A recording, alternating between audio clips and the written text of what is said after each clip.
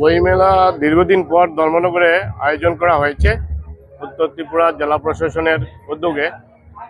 এবং এই আয়োজনে কোনো ধরনের খামতি নেই, অত্যন্ত সুন্দরভাবে স্টলগুলো বানানো হয়েছে। ঝড় তুফান আসলেও যাতে ক্রেতাদের যাতে কোনো সমস্যা না হয়, আমাদের সব দিক বিবেচনা করেই উদ্যোক্তারা সমস্ত কিছু আয়োজন করেছে। আয়োজনে কোনো খামতি নেই। কিন্তু আজকে তৃতীয় দিন একটা জিনিস দেখলাম যে বইয়ের এখানে স্টলে যারা স্টুডেন্টরা আসছে, যারা বই কিনবে বা বয়স্ক যারা হোক, অ্যাকচুয়ালি বই যারা কিনে তারা হচ্ছে মেইনলি স্টুডেন্ট বা ইয়ং জেনারেশন।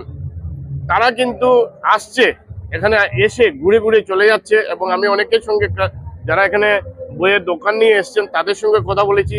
ওনারা বলছেন যে বইটা জাস্ট দেখে পাল্টাপাল্টি করে একটু এই পাশ এ পাশ করলো করে ওরা চলে যাচ্ছে।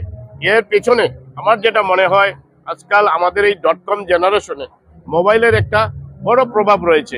কারণ আমরা যখন একটা মোবাইলের মধ্যে সার্ফিং করি, যখন ঢুকি আমরা মোবাইলে, তখন যে জিনিসটার জন্য আমরা ঢুকি এটা একটা এন্টারটেইনমেন্টের ব্যাপার।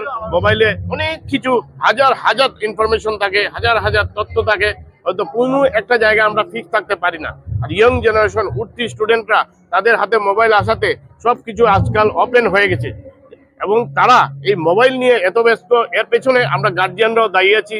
প্রতিটি গার্জিয়ান কিন্তু সবার কাছে মোবাইল আছে এবং আমরা গার্জিয়ানরা বাড়িতে বসেও আমরা মোবাইল ব্যবহার করি। এতে কি হয়, স্টুডেন্ট বা আমাদের যারা ছেলে মেয়ে বা নেক্সট জেনারেশন তারাও দেখে, যেহেতু বড়রা মোবাইল ব্যবহার করছে, এর কারণে তারাও কিন্তু একটা আসক্তি হয়ে গেছে। এবং আরেকটা কারণ হচ্ছে, বিগত কোভিডের সময় আমরা কিন্তু যখন স্কুলগুলি বন্ধ ছিল, অনলাইনে ক্লাস হয়েছে, ওই সময় কিন্তু মোবাইলের উপর একটা মানে মোবাইলকে ভিত্তি করেই কিন্তু ক্লাসগুলি চলেছিল। ওই থেকে আমি দেখেছি আমার ঘরেই, যেমন আমার ছেলে বা মেয়েরা, তারা কিন্তু অনলাইনে যখন ক্লাস হওয়ার পর থেকে তারা মোবাইলের প্রতি আকৃষ্ট অনেক বেশি হয়ে গেছে।